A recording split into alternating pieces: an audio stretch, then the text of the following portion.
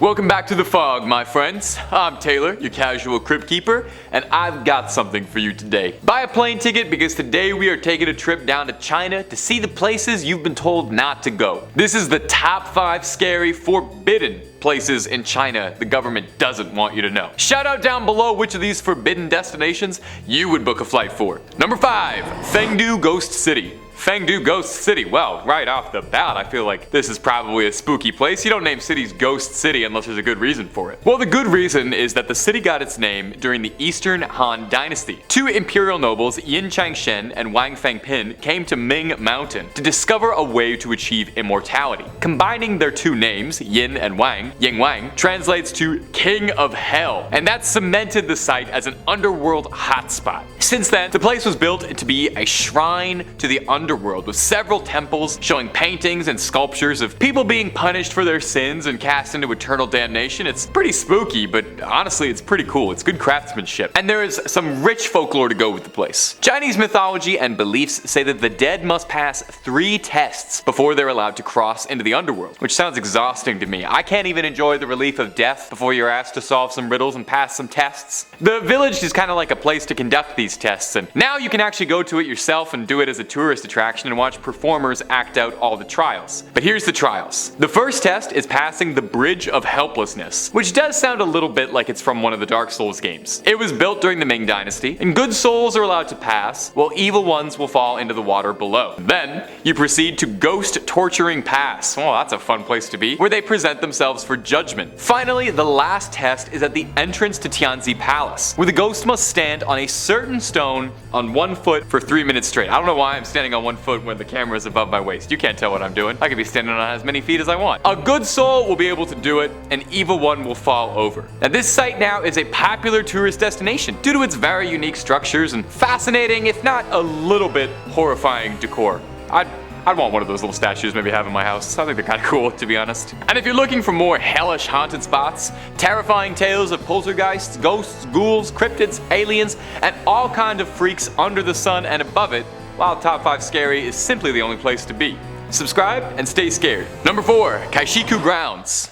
If you go to Caishikou today, you probably wouldn't think much of it at all. Most notable thing around there is a subway station, and aside from that there's a vegetable market outside, and you can probably score a pretty decent deal on corn. But if you visited Caishikou back in the 19th century, however, when it served as an execution grounds for prisoners, you probably wouldn't feel too welcome. Thousands of prisoners were brought to the Caishikou Grounds to serve out their last moments. Every autumn, prisoners were taken through the Zhuanwumen, which earned the fun nickname, the Gate of Death at dawn. Awesome. The doomed would then be lined up east to west, their necks stretched by rope to make it easier to chop. Well, that's good. We always want to make it as easy as possible for the guy chopping necks. A singular chop to the neck was considered the easy way out of a one-way trip to Caishikou. Prisoners accused of more serious crimes would be sentenced to lingqi, which was a horrid punishment of slowly slicing someone many times, leading to it sensationally being dubbed the death of 1,000 cuts by outsiders. These executions were designed to be a public spectacle, something for everybody to come and enjoy, something for the whole family to do when no good movies were playing. Caishikou was one of the busiest intersections in the outer city of Beijing, so crowds would gather to see these things. Most horrifically about this, though, is that sometimes the prisoners who were executed, their bodies were photographed and made into postcards. Given this sordid history, is it much of a surprise at all that passers-by and visitors claim that they can sometimes see ghostly apparitions making their way through the dark hours of the night, or that you can hear screams at all hours?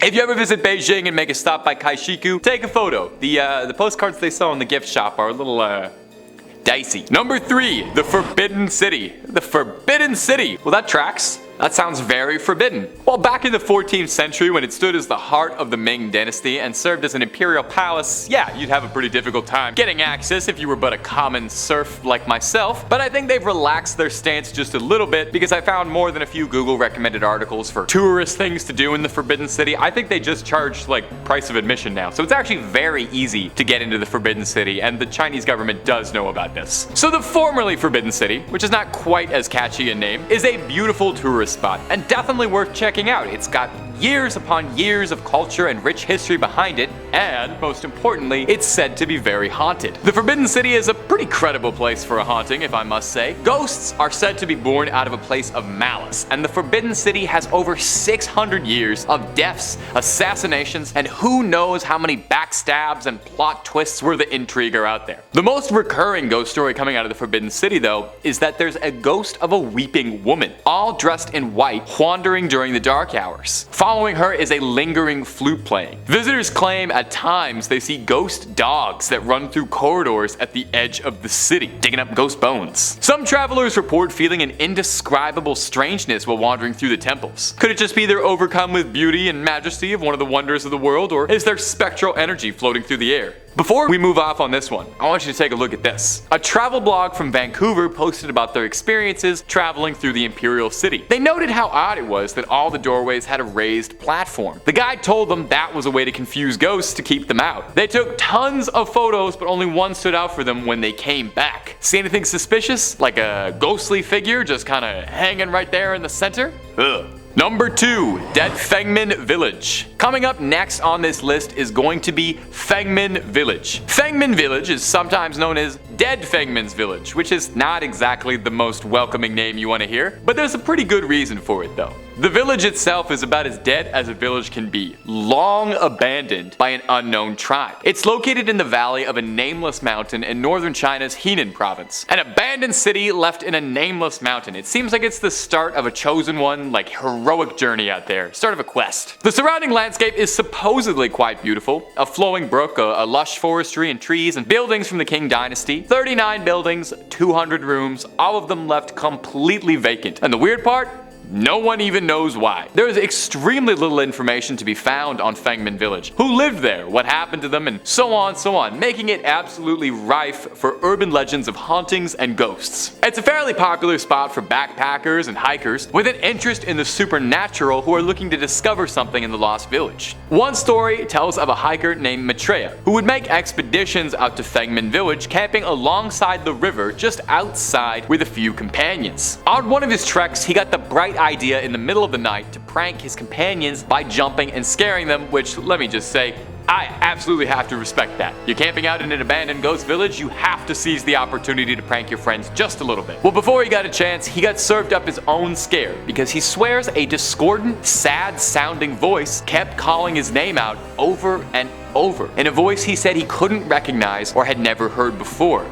And none of his friends had any idea what he was talking about. At number 1, Chaonei 81. Our next entry is Chaonei number 81, a building that has a fairly notable reputation, being listed as the most haunted building in Beijing. It's Beijing's most famous haunted house. The ghost most commonly reported in this house is that of a woman who was the wife of an officer in the National Revolutionary Army during the Chinese Civil War in the late 1940s. He had fled to Taiwan with his compatriots before the end of the war and left his precious wife behind. Naturally, she was pretty upset about this. She was despondent. She felt that without her husband, she had nothing left to live for and thusly took her own life. And her spirit has been trapped in the house ever since. Residents who live around the area claim that during thunderstorms, you can hear shrill, violent screaming coming from inside the house. Visitors report that walking into the house immediately, you feel a cold chill come over you and a feeling of inescapable dread. Not good. Not good to feel those things. There's stories of people going inexplicably missing connected to this mysterious house. One notable story is that of a British priest who is said to have initially built the property to serve as a church who went missing shortly before it was finished. When an investigation was launched to look for him, they supposedly discovered a secret tunnel that led to a neighborhood in the northeast, and the priest's body was never discovered. Now, another story was that 3 construction workers in the basement of a neighboring building weren't paying attention to what they were doing and broke through a thin wall leading into building 81. They went through the hole and the 3 of them vanished. And now there are people who conspire that this event is what led the government to cancel its plans to demolish the building for fear that it might be haunted. And it hasn't been yet because it's still standing there, and you're more than welcome to visit. You can take a guided ghost tour if you're feeling brave enough, and hopefully you come back. Well, that's all she wrote, my ghouls and goblins.